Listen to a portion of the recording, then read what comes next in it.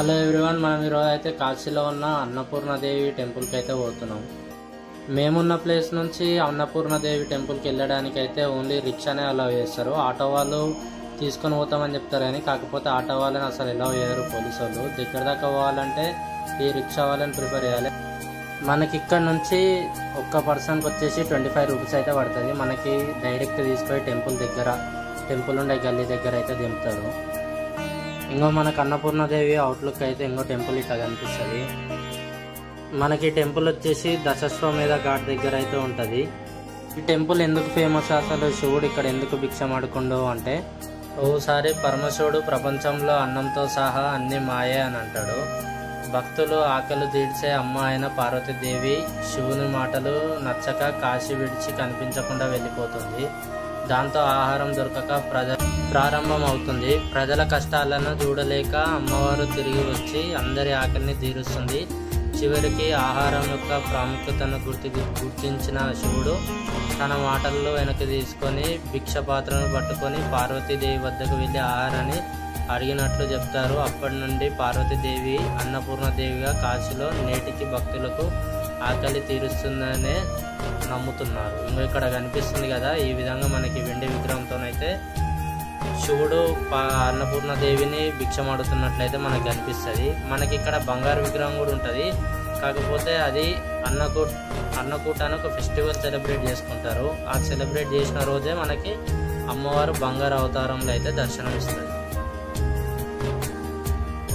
మనకి గుడిని 1729వ సంవత్సరంలో పేషవా బాజీరావు అనే ఆయన ఈ గుడిని ఈ విధంగా మొత్తం బంగారంలో మనకు దర్శనం అయిపోగానే మన గుడి వెనక భాగం ఇక్కడ లెఫ్ట్ సైడ్లో అయితే మనకి రూమ్స్ ఫెసిలిటీ ఉంటుంది. ఇంకొకటి ఏంటంటే ఇక్కడ మనకి ఫుడ్ అయితే పెడతారు. రూమ్ ఫెసిలిటీ మనం అనుకోవాలంటే ఇక్కడ టైమింగ్స్ వచ్చేసి 7:30 to 10 PM వరకు అయితే, రాత్రి 10 PM వరకు అయితే ఉంటుంది.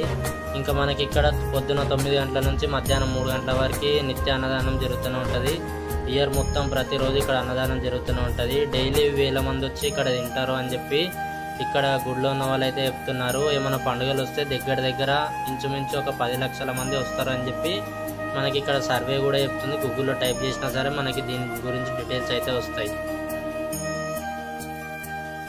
మనకు అక్కడక్కడ అన్నపూర్ణదేవి శివుని మధ్యలో ఉన్న సన్నివేశాలు ఇంకా మనకి ఈ విధంగా అయితే కనిపిస్తాయి. ఇదే గుడిలో పక్కన మనకైతే కాళికామాత, లక్ష్మీనరసింహస్వామి కొన్ని విగ్రహాలు అయితే మనకు దర్శనం ఇస్తాయి. ఆ విగ్రహాలను కూడా దర్శనం చేసుకోండి.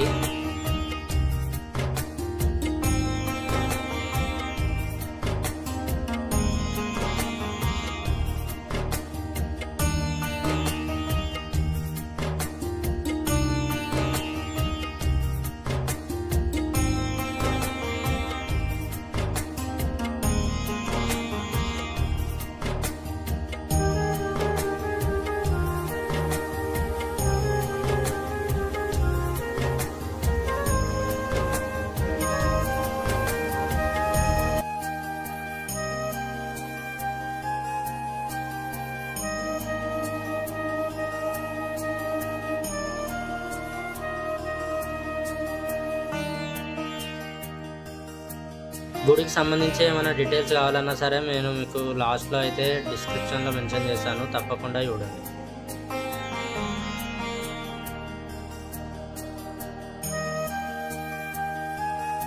మనకి గుడికి బయట ఇక్కడ చెప్పులు పెట్టడానికి జాగ ఉండదని చెప్పి షాప్లో అయితే మనని అడ్జేయనికి పోతారు. కాకపోతే మీరు వాళ్ళ మాటలు అయితే నమ్మొద్దు, మనకి ఇక్కడైతే ప్లేస్ ఉంటుంది. మీకు ఈ గుడి గురించి ఏమైనా డీటెయిల్స్ కావాలన్నా కమెంట్ చేయండి, మీకు తప్పకుండా రిప్లై అయితే ఇస్తాను.